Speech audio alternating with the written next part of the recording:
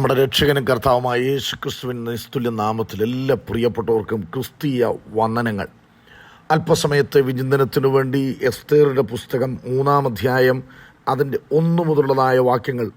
അനന്തരം അഹശ്വേരോശ് രാജാവ് ആഗാഗ്യനായ ഹമ്മേദായുടെ മകൻ ഹാമാന് കയറ്റവും ഉന്നത പദവിയും കൊടുത്തു. അവൻ്റെ ഇരിപ്പിടം തന്നോടുകൂടെ ഇരിക്കുന്ന സകല പ്രഭുക്കന്മാരുടെയും ഇരിപ്പിടങ്ങൾക്ക് മേലായി വെച്ചു. രാജാവിൻ്റെ വാതിൽക്കലെ രാജഭൃത്യന്മാർ ഒക്കെയും ഹാമാനെ കുമ്പിട്ട് നമസ്കരിച്ചു. രാജാവ് അവനെ സംബന്ധിച്ച് അങ്ങനെ കൽപ്പിച്ചിട്ടുണ്ടായിരുന്നു. എങ്കിലും മൊർദെഖായി അവനെ കുമ്പിട്ടില്ല, നമസ്കരിച്ചതുമില്ല.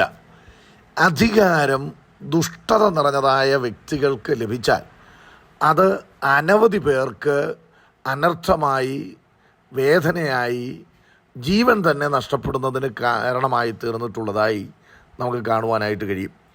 പിശാച് ചില സമയങ്ങളിൽ ഇത്തരം ചില വ്യക്തികളെ കരങ്ങളെടുക്കും. വിശുദ്ധ വേദപുസ്തകത്തിൽ ബൈബിൾ അനുസരിച്ച് ചിലരെ മൃഗം എന്ന പേരിൽ പരിചയപ്പെടുത്തുന്നുണ്ട്. മൃഗം എന്ന് പറയുമ്പോൾ അധികാരസ്ഥാനത്തിരിക്കുന്ന ദുഷ്ടത നിറഞ്ഞ വ്യക്തികളെ പരാമർശിക്കുവാനാണ് ആ പദം ഉപയോഗിച്ചിട്ടുള്ളത്. അധികാരം നല്ല മനുഷ്യരുടെ കരങ്ങളിൽ ലഭിച്ചിട്ടുള്ളതുകൊണ്ട് ജനം ഉയർച്ചകളും വിശാലതകളും പുരോഗതിയും പ്രാപിച്ചിട്ടുണ്ട്. അപ്പോൾ തന്നെ തിന്മ നിറഞ്ഞ, ദ്രോഹം നിറഞ്ഞ വ്യക്തികളുടെ കരങ്ങളിൽ അധികാരം ലഭിച്ചപ്പോഴെല്ലാം ജനം അധോഗതിയിലേക്കും കണ്ണുനീരിലേക്കും തകർച്ചയിലേക്കും പോയിട്ടുണ്ട്. ഹിറ്റ്ലർ തുടങ്ങിയിട്ടുള്ള വ്യക്തികളെ നാം പരിശോധിച്ചാൽ അവർക്ക് ലഭിച്ച അധികാരം കൊണ്ട് അവർ മറ്റുള്ളവരെ ദ്രോഹിക്കുവാനാണ് സമയം കണ്ടെത്തിയത്. ബൈബിളിൽ ശൗൽ അങ്ങനെയായിരുന്നു, മനശ്ശെ എന്ന് പറയുന്ന രാജാവും അങ്ങനെയായിരുന്നു. അപ്പോൾ അധികാരം ലഭിക്കുമ്പോൾ അത് മറ്റുള്ളവരുടെ കണ്ണുനീര് തുടയ്ക്കാനും മറ്റുള്ളവർക്ക് നന്മ ചെയ്യുവാനും ഒക്കെ വിനിയോഗിക്കണം. ഇവിടെ പേർഷ്യൻ സംസ്ഥാനത്ത് നടന്നതായൊരു കാര്യമാണ്. യഹൂദന്മാർ പ്രവാസികളായി കഴിയുന്ന സ്ഥലം. അവിടെ അഹശ്വേരോശ് രാജാവ് ഹാമാൻ എന്ന് പറയുന്നതായ വ്യക്തിക്ക് കയറ്റവും ഉന്നത പദവിയും കൊടുത്തു.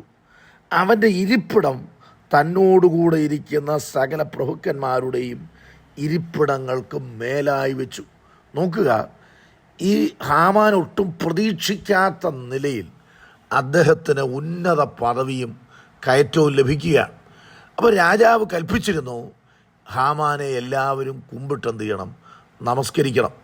യഹൂദനായിരിക്കുന്ന മൊർദെഖായി ഹാമാനെ കുമ്പിടുകയോ നമസ്കരിക്കുകയോ ചെയ്തില്ല. പല പ്രാവശ്യം ഉദ്യോഗസ്ഥർ ഇത് പറഞ്ഞിട്ടും മൊർദെഖായി അങ്ങനെയുള്ളൊരു കാര്യം ചെയ്തില്ല. ഈ കാര്യം ഹാമാന് അറിവ് കിട്ടിയപ്പോൾ ഹാമാൻ കോപം കൊണ്ട് നിറഞ്ഞു എന്നാണ് വായിക്കുന്നത്. മൊർദെഖായി തന്നെ കുമ്പിട്ട് നമസ്കരിക്കുന്നില്ലെന്ന് കണ്ടിട്ട് ഹാമാൻ കോപം കൊണ്ട് നിറഞ്ഞു. ഈ മഹത്വം തങ്ങൾക്ക് ലഭിക്കണം എന്ന് ചിന്തിക്കുന്ന മനുഷ്യരെ ഞാൻ കണ്ടിട്ടുണ്ട്. എന്ന് പറഞ്ഞാൽ ദൈവം തൻ്റെ പുത്രനെ നമുക്ക് തന്നെങ്കിലും തൻ്റെ മഹത്വം ഒരു മനുഷ്യനും കൊടുത്തിട്ടില്ല.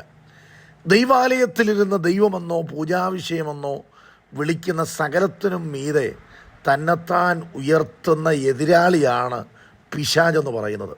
അപ്പോൾ ഈ ക്രിസ്തീയ സഭയിലായാലും പെന്തക്കോസ്ത് സഭകളിലായാലും അങ്ങനെ ചിന്തിക്കുന്ന, അവരറിഞ്ഞോ അറിയാതെയോ എന്നോടെല്ലാ കാര്യങ്ങളും ആലോചിക്കണം, എനിക്ക് മഹത്വം കിട്ടണം, എനിക്ക് മാനം കിട്ടണം, പ്രധാനിയാകാൻ ആഗ്രഹിക്കുന്ന വ്യക്തികളെ കണ്ടിട്ടുണ്ട്. യോഹന്നാൻ ലേഖനം എഴുതുമ്പോൾ 3 വ്യക്തികളെക്കുറിച്ച് പരാമർശിക്കുന്ന കൂട്ടത്തിൽ ഒരുവനെക്കുറിച്ച് പറയുന്നത് സഭയിൽ പ്രധാനിയാകാൻ ആഗ്രഹിക്കുന്ന വ്യക്തി. അപ്പോൾ എല്ലാവരും തൻ്റെ അഭിപ്രായത്തിനും ആലോചനയ്ക്കും ശുശ്രൂഷിക്കണം, നിൽക്കണമെന്നൊക്കെ ചിന്തിക്കുന്ന വ്യക്തികൾ, അവർക്കങ്ങ് വിധേയപ്പെട്ട് കൊടുത്തേര് എന്ന് പറയുന്ന വ്യക്തികളെയും ഞാൻ കണ്ടിട്ടുണ്ട്. എന്ന് പറഞ്ഞാൽ മേൽക്കൊയ്മകൾ നടത്തുവാനായിട്ട് താല്പര്യപ്പെടുന്നവർ, മറ്റുള്ളവർ തൻ്റെ അഭിപ്രായത്തിനും ആലോചനയ്ക്കും കീഴ്പ്പെട്ടു പോകണം, ഇല്ലെങ്കിൽ നീരസം പ്രകടിപ്പിക്കുന്നവർ, മാനസികമായി അടിമപ്പെടുത്തുവാൻ ശ്രമിക്കുന്നവർ, വ്യക്തി സ്വാതന്ത്ര്യത്തിന്മേലുള്ള കടന്നുകയറ്റമാണത്. എല്ലാവരും തന്നോട് ആലോചന ചോദിക്കണം, തൻ്റെ അഭിപ്രായത്തിനും മാത്രം പ്രാധാന്യം കൽപ്പിക്കണം എന്ന് ചിന്തിക്കുന്നവർ, പ്രിയപ്പെട്ടവരെ, മാനസികമായി അങ്ങനെയുള്ളതായ വ്യക്തികൾക്ക് വിധേയപ്പെടാതെ വരുമ്പോൾ എതിരാളികളായിട്ട് അവർ നിങ്ങൾക്ക് വിരോധമായി എഴുന്നേൽക്കും. ഈ വ്യക്തിക്ക് മാത്രം എന്നോട് വിധേയത്വം കാണിച്ചാൽ എന്താ, എന്നോട് ആലോചിച്ചാൽ എന്താ? ഇങ്ങനെയുള്ള വ്യക്തികളെ ഞാൻ എൻ്റെ ശുശ്രൂഷ കാലഘട്ടത്തിൽ കണ്ടിട്ടുണ്ട്. അവിടങ്ങളായി മാനവും മഹത്വവും എല്ലാം അവർക്ക് വേണം. ചിലരൊക്കെ അതിന് വിധേയപ്പെടുന്നവരുമാണ്. എന്നാൽ വേദപുസ്തകം പറയുന്നു, നിങ്ങൾ മനുഷ്യർക്ക് ദാസന്മാരാകരുത്. ഇന്നും ഞാൻ മനുഷ്യനെ പ്രസാദിപ്പിക്കുന്നുവെങ്കിൽ ദൈവത്തിൻ്റെ ദാസന്മാരായിരിക്കത്തില്ല, ദൈവത്തിൻ്റെ ദാസനായിരിക്കത്തില്ല. പ്രിയപ്പെട്ടവരെ, നിങ്ങളുടെ വ്യക്തിത്വം കൊണ്ടുപോയി ഏതെങ്കിലും വ്യക്തിയുടെ കരങ്ങളിൽ അടിമ വെക്കരുത്. നിങ്ങൾക്ക് നിങ്ങളുടേതായ അഭിപ്രായവും ദൈവം തന്ന ദർശനവുമുണ്ട്. അതനുസരിച്ച് നിങ്ങൾ ചുവടുകൾ വയ്ക്കുവാനായിട്ട് ഇടയാകണം. അതനുസരിച്ച് മാനവും മഹത്വവും എല്ലാം ദൈവത്തിനായിരിക്കണം നമ്മുടെ ലൈഫിൽ. കാരണം ദൈവം ഒഴികെ നമ്മുടെ ജീവിതത്തിൽ ഒരു നന്മയില്ല. സകലതും വരുന്നത് ദൈവത്തിൻ്റെ സന്നിധിയിൽ നിന്നാണ്. അതുകൊണ്ട് ഒരുപക്ഷെങ്കിൽ ചിലർക്ക് നിങ്ങൾ വിധേയപ്പെടാത്തത് കൊണ്ടോ കീഴ്പ്പെടാത്തത് കൊണ്ടോ ഞാൻ പൊതുവായിട്ട് കണ്ടുകൊണ്ടാണ് പറയുന്നത്, മെൻ്റലി നിങ്ങളെ അടിമപ്പെടുത്തുവാൻ കടന്നു വരുന്ന ഒന്നിനും വിധേയപ്പെടരുതെന്നാണ് പരിശുദ്ധാത്മാവ് പറയുന്നത്.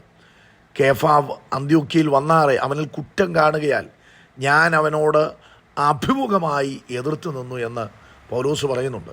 പൗലോസിനേക്കാൾ സീനിയറാണ് പത്രോസ് എന്ന് പറയുന്നത്. പക്ഷെങ്കിൽ ഈ പത്രോസിൽ കുറ്റം കണ്ടപ്പോൾ അതിന് വിധേയപ്പെട്ടില്ല പൗലോസ്, എതിർത്ത് നിന്നു എന്നാണ് വായിക്കുന്നത്. കാപഢ്യത്തെ തുറന്നു കാണിക്കുവാനായിട്ടിടയായി.